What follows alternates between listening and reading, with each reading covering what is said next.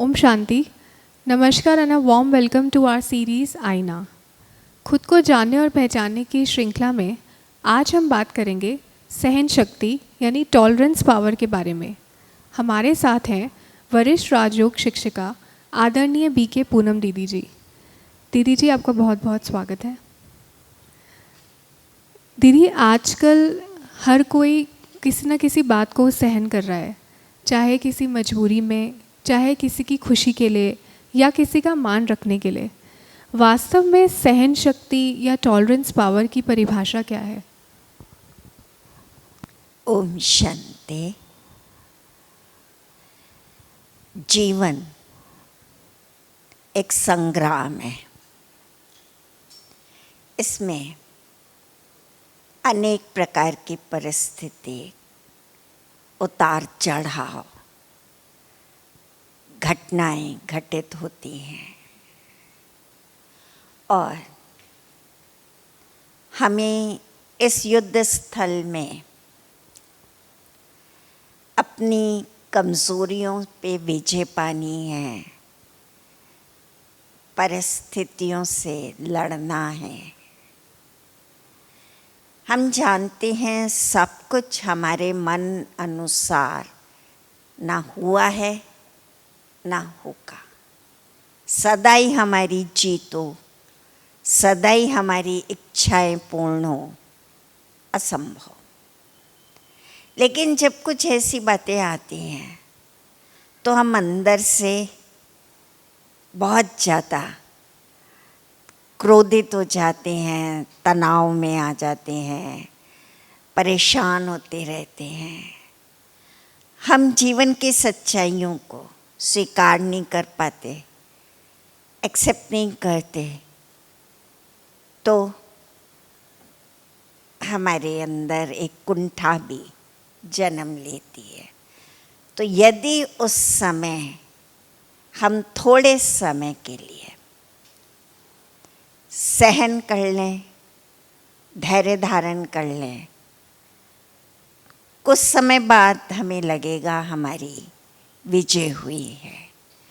तो सहन करना शक्ति है, कमज़ोरी नहीं है।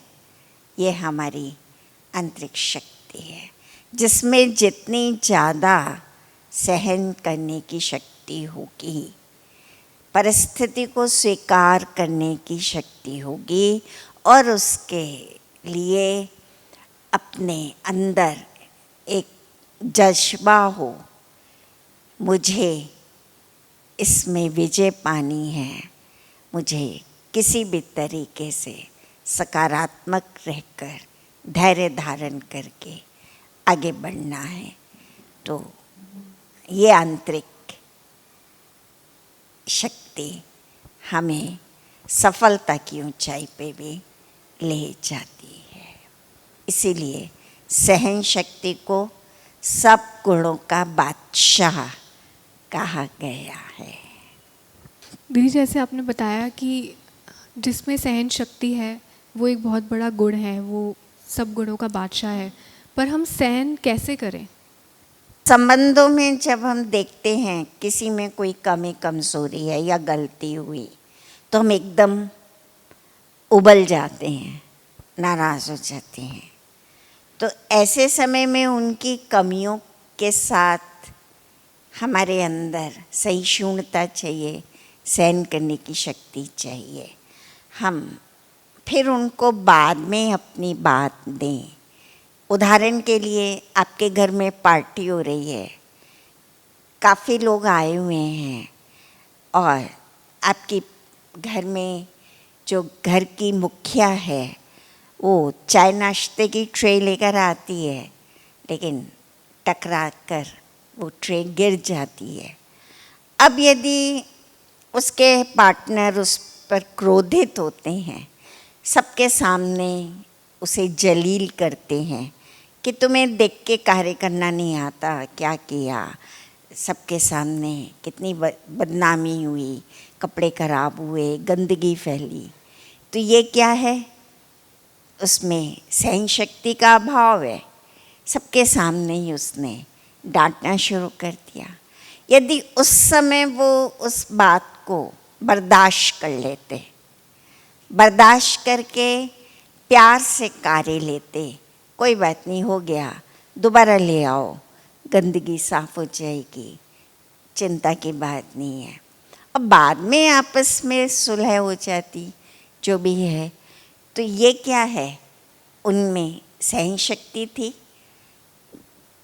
परिस्थिति को उन्होंने शांति से, धैर्यता से लिया, बर्दाश्त करने की शक्ति थी, और वातावरण भी दूषित होने से बच गया, सबके मूड भी नहीं खराब हुए। नहीं तो अगर सबके सामने हम एग्रेसिव हो जाते हैं, रिएक्ट करते हैं, तो वातावरण भी खराब होता है और सबके मूड भी खराब हो जाते हैं। इसलिए ऐसे समय में सहन शक्ति बहुत आवश्यक है। दूसरी बात, जीवन में हर तरह की सिचुएशन में हम अपने अंदर पॉजिटिविटी बनाए रखें। कैसी भी सिचुएशन है, जब हम उसको शांत शीतल मन से लेंगे तो परिस्थिति का सामना भी करेंगे। और मन को शांत शीतल रखना, ये भी सहन शक्ति का ही परिचायक है ना। दीदी, कभी कभी ये लगता है कि हम सहन क्यों करें? सहन हम करते हैं, बात को संवार लेते हैं, बात बढ़ने से, बिगड़ने से बच जाती है, तो अच्छा है ना। संबंधों में भी मधुरता बनी रहती है। छोटी छोटी बातों पे हम बेवजह चिल्लाते हैं, बोलते हैं, तो तनाव आ जाता है, और तनाव के कारण मन अशांत हो जाता है। और जिन पे हम चिल्लाते हैं उनको भी अच्छा नहीं लगता। तो बेवजह हम चिल्लाए नहीं, उस समय हम शांत रहें, उस बात को सहन कर लें, और प्यार से बाद में समझाया जाए। जब प्यार से समझाते हैं तो सामने वाला हमारी बात को स्वीकार भी करता है। और अगर हम बात को बढ़ाएं, लंबा खींचें, तो उसका तो कोई अंत ही नहीं है। तो अपने रिश्तों को बचाने के लिए, अपनी मानसिक शांति के लिए, अपने अंदर ऊर्जा बनाए रखने के लिए, जीवन में आगे बढ़ने के लिए सहन करना एक वरदान है। हम मूर्ति भी बन जाते हैं। जैसे पत्थर जितने छैने हथौड़ों की ठक ठक सहन करता है, उतनी सुंदर मूर्ति का रूप लेता है। तो वो छैने हथौड़े सहन कर रहा है, ठक ठक हो रही है, लेकिन मूर्ति भी तो ये सुंदर तैयार होती है। तो जीवन में जितने भी हथौड़े लगते हैं, जितने भी हमें चोटें आती हैं, हम उनको सहन करते हैं तो हमारे अंदर निखार आता है, सोना तप के ही कुंदन बनता है, हमारी व्यक्तित्व में चमक आती है। तो सहन करने से तो लाभ ही लाभ है। और नौकरी में भी, वर्क प्लेस पे भी आप देखिए, कर्मचारियों में सहन शक्ति नहीं होती ना, छोटी सी बात पे हाथापाई पे ही आ जाते हैं, छोटी सी बात में गाली गलौज करने लग जाते हैं, और उनका रिकॉर्ड ठीक नहीं माना जाता है, और ये बातें उनके प्रमोशन में, उनके आगे बढ़ने में बाधक बन जाती हैं। तो अपने इमोशंस पर कंट्रोल करना, अपने आप को बैलेंस्ड रखना, और छोटी छोटी बातों में हम स्थिर रहें, ये हमारे लिए ही लाभप्रद है ना। क्वालिटीज़ हैं, डिग्री हैं, लेकिन उसके साथ साथ इमोशनल मैच्योरिटी भी होना बहुत ज़रूरी है। तो इमोशनल मैच्योरिटी सहनशीलता से ही मिलती है।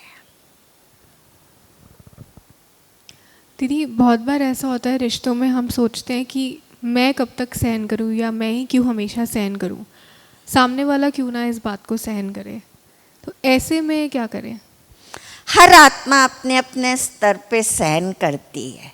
हमें लगता है वो नहीं सहन कर रही है, लेकिन नहीं, कुछ बातें उसको हमारी अच्छी नहीं लगती होंगी तो वो उन बातों को बर्दाश्त करेगी, इग्नोर करेगी, अवॉइड करेगी। हमें उनकी कुछ बातें नहीं पसंद आती तो हम भी एक्सेप्ट करते हैं, उन बातों को इग्नोर करते हैं। लेकिन हमारे अंदर क्या है? एक अहंकार, और अहंकार ये कि मैं बहुत सहन करता हूँ, मैं सबको बताऊँगा।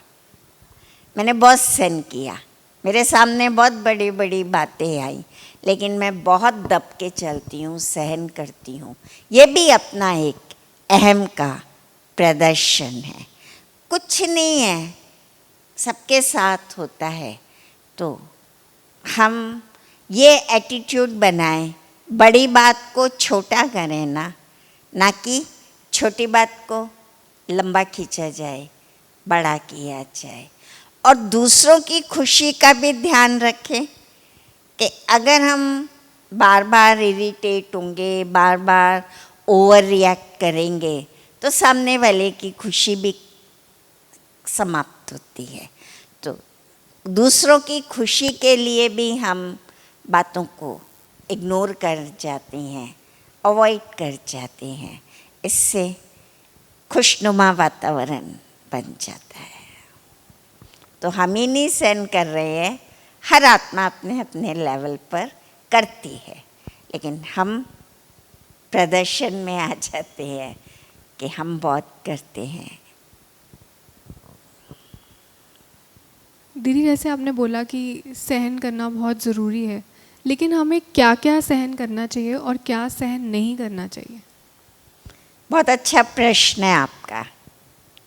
सहन शक्ति, संभालने की शक्ति और सामना करने की शक्ति, तीनों शक्तियाँ एक दूसरे से संबंधित है।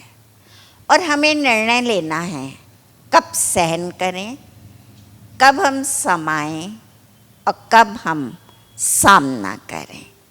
ये हमें विवेक से निर्णय लेना होगा। होता क्या है, जहाँ सहन करना होता है ना, वहाँ हम सामना कर जाते हैं, और जहाँ सामना करना चाहिए ना, वहाँ चुप रह जाते हैं, सहन कर लेते हैं या समा लेते हैं। तो अगर हमें ये कला आ जाए, कब सहन करें, कब समाएं, कब सामना करें, तो हम अपनी मुश्किलों को आसान बना लेंगे। सहन क्या करना है? हार होती है, असफलता मिलती है, झूठी निंदा होती है, अपमान होता है, आर्थिक नुकसान होता है, मृत्यु हुई परिवार में किसी प्रिय की, बीमारी आई। इन बातों को सहन करना बहुत आवश्यक है। नहीं सहन कर पाते हैं ना, तो हम अंदर ही अंदर तूफान पैदा करते हैं और चिंतित रहते हैं, ये क्यों हुआ, कैसे हुआ, क्या हुआ। आगे बढ़ने की हिम्मत नहीं रहती, उस परिस्थिति से पार होने की शक्ति खत्म हो जाती है। अब चलो, नुकसान हुआ, कोई बात नहीं, नुकसान हुआ, अब सहन कर लो, फिर दोबारा मेहनत करके नुकसान की भरपाई हो जाएगी ना।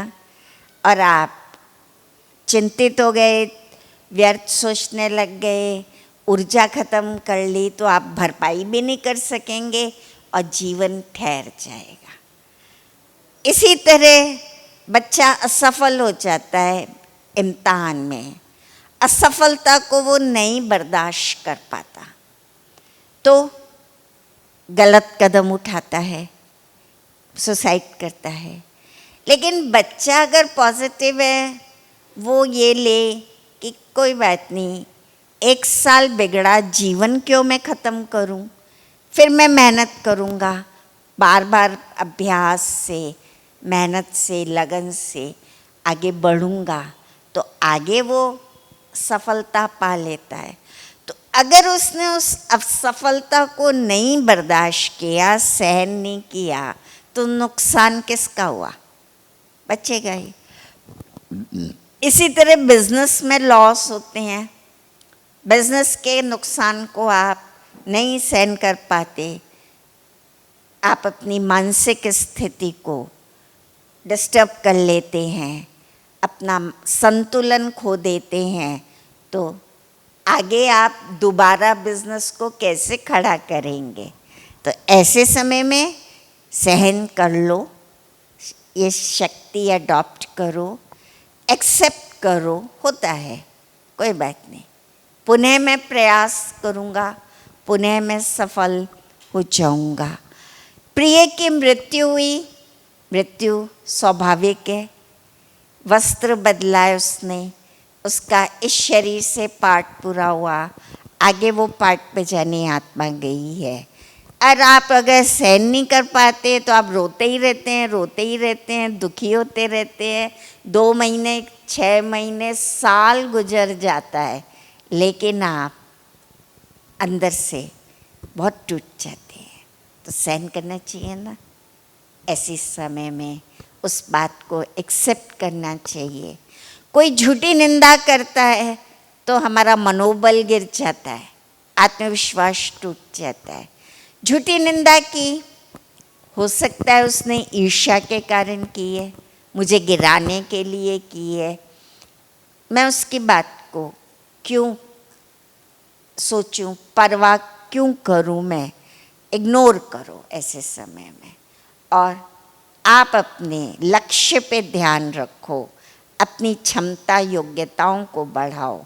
तो आपने उसकी झूठी निंदा को इग्नोर किया, सहन करके आगे बढ़े, तो आप प्रभावित नहीं होंगे ना, और नहीं तो वो झूठी निंदा आपके ही लिए नुकसानदायक बन जाएगी।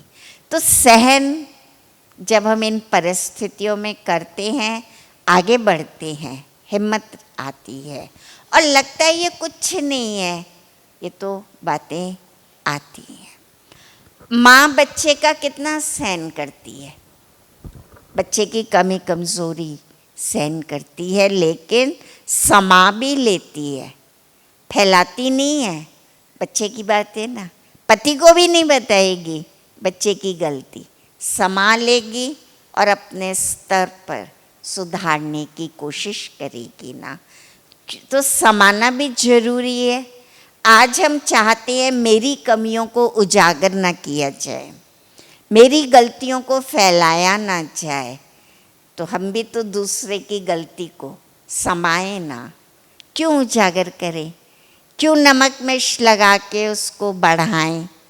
तो जब हम समा लेते हैं तो वो आत्मा मेरे साथ मधुर संबंध में आ जाती है, और उसमें भी आंतरिक शक्ति रहती है कि देखो इन्होंने मुझे अपना माना, मेरी गलती को समाया। समाने के बाद हमें भूल जाना आवश्यक है, हम बात को भूल जाएं, नहीं तो नहीं भूलने से क्या होता है, फिर वो उखड़ आती है, फिर मन में मैल आता है। और सामना क्या करना है, व्यक्ति का नहीं, परिस्थिति का।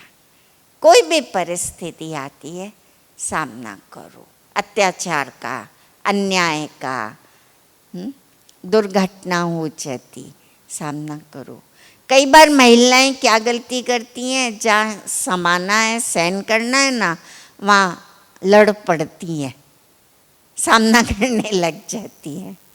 और जहाँ सामना करना है, गलत के विरुद्ध बोलना है, आवाज़ उठानी है, आवाज़ नहीं उठाती हैं, अन्याय के विरुद्ध सहन करती रहती हैं, सहन करती रहती हैं। तो ये भी एक निर्णय लेना होगा, कब सहन करें, कब सामना करें, कब समाएं।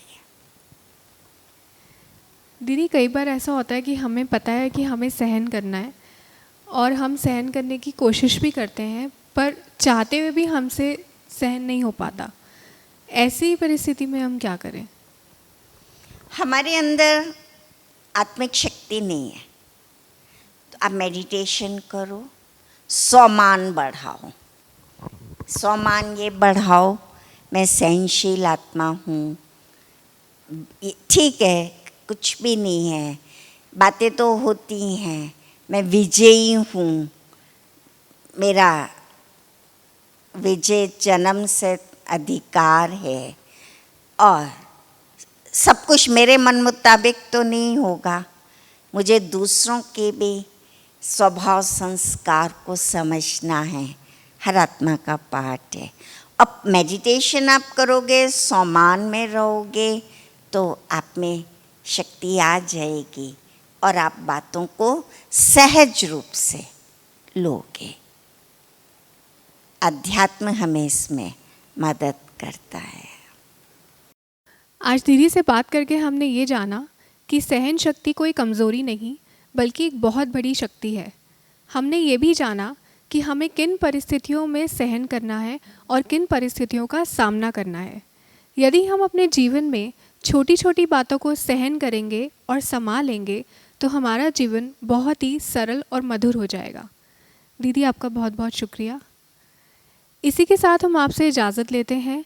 आपसे अगले हफ्ते फिर से मुलाकात होगी इसी विषय के कुछ और पहलुओं को चर्चा करते हुए।